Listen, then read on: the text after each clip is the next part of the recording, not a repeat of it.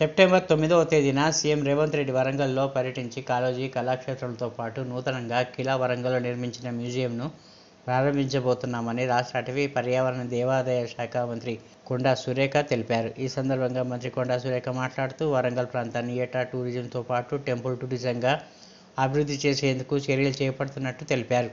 కిలా వరంగల్లోని రాతికోట ఉత్తర ద్వారం, ఏకశిలా క్రీడా మైదానం, అగర్తా చెరువు, మత్తడి పురావస్తు శాఖ మ్యూజియం, శంభుని గుడి, రాతికోట అభివృద్ధితో పాటు కోట చుట్టూ బోటింగ్, స్వయంభూ శివాలయం, శిల్పాల మరమ్మతులపై పురావస్తు శాఖ అధికారులతో పాటు జిల్లా యంత్రాంగంతో క్షుణ్ణంగా పరిశీలించామని మంత్రి కొండా సురేఖ తెలిపారు. ఎక్కడెక్కడ ఇబ్బంది ఉంది, వాటర్ ఎంత అక్కడ స్టాగ్నెంట్ అవుతుంది, ఆ వాటర్ ని ఏ విధంగా తోలేటి నుంచి మరి ఇక్కడ మనకు కుంటలాగా ఉంది, ఆ కుంటలకు వదిలిపెట్టాలి, ఇవన్నీ కూడా ఒక ఐడియా ఉండింది. కానీ ఇప్పటి వరకు కూడా ఇంప్లిమెంటేషన్ అవ్వలేదు. దాన్ని ఇంప్లిమెంటేషన్ చేయాల్సిన బాధ్యత ఉంది అని చెప్పి అధికారులకు ఆదేశించడం జరిగింది. కావలసిన ఎస్టిమేట్స్ చేపియండి. సెంట్రల్ నుంచి తీసుకునే ఫండ్స్ సెంట్రల్ నుంచి తీసుకుందాము, స్టేట్ నుంచి తీసుకునే ఫండ్స్ స్టేట్ నుంచి తీసుకుందామని కూడా చెప్పడం జరిగింది. అదేవిధంగా ఈ మ్యూజియంని కూడా ఆ రోజు నేనున్నప్పుడే మంజూరు చేయడం జరిగింది. తర్వాత కన్స్ట్రక్షన్ అయినాక టీఆర్ఎస్ వాళ్ళు ఓపెనింగ్ చేశారు.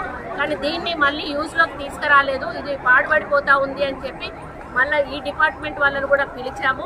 వాళ్ళకి కొంత గవర్నమెంట్ నుంచి అమౌంట్ పెండింగ్ ఉంది అని చెప్పారు. ఆ పెండింగ్ అమౌంట్ కూడా రిలీజ్ చేస్తాము.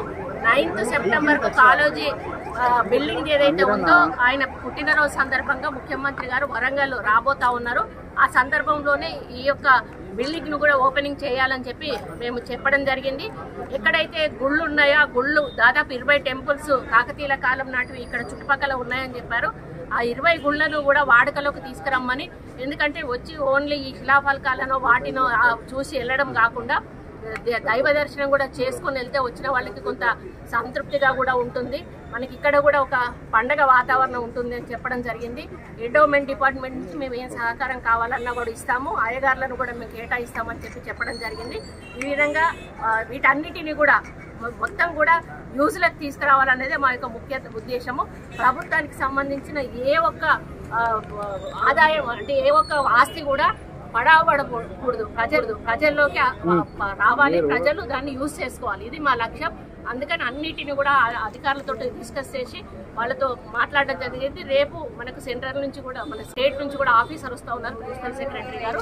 ఆయనతో కూడా వాళ్ళు డిస్కస్ చేసి ఇవన్నీ కూడా ప్రభుత్వం నుంచి రావాల్సిన డబ్బులన్నీ కూడా తీసుకుంటాం. సెంట్రల్ నుంచి కొంత లేట్ అయినా కూడా సెంట్రల్ కూడా ఇన్వాల్వ్ చేసి దీన్ని ఒక మంచి టూరిజం ప్లేస్గా డెవలప్ చేస్తాము. టెంపుల్ టూరిజము, ఈకో టూరిజం కూడా డెవలప్ చేస్తామని తెలియదు. మామనూరు ఎయిర్పోర్ట్ మీద ఏమన్నా ముఖ్యమంత్రి ఆ రోజు ఏమన్నా లేదంటే అవి మేము ఫాలో అప్ చేస్తున్నాము, మీటింగ్స్ పెడతా ఉన్నాం. రైతులతోటి కలెక్టర్ గారు సమన్వయం చేసుకుంటా ఉన్నారు. రైతులు కొంతమంది అంటే దానికి ఆల్టర్నేటివ్ ల్యాండ్ అడుగుతున్నారు, కొంతమంది డబ్బులు తీసుకుంటామంటున్నారు. వాళ్ళు ఒక అండర్స్టాండింగ్ వచ్చినాక మేము అక్కడ ల్యాండ్ మొదలిద్దాం అనుకున్నాం. వెటర్నరీ ల్యాండ్ కూడా ఇవ్వద్దు అని మళ్ళీ డిసైడ్ చేసుకున్నాం. ఎందుకంటే మళ్ళీ ఫర్దర్గా ఎక్స్టెన్షన్ కావాలంటే ప్రాబ్లం అవుతుందని దానికి వాల్యుబుల్ ల్యాండ్ వాళ్ళు ఎక్కడైతే ఒప్పుకుంటారో అక్కడ ఇచ్చి దాన్ని హ్యాండ్ ఓవర్ చేసుకోవడానికి కలెక్టర్ గారు ఆ ప్రపోజల్లో మున్సిపల్ కార్పొరేషన్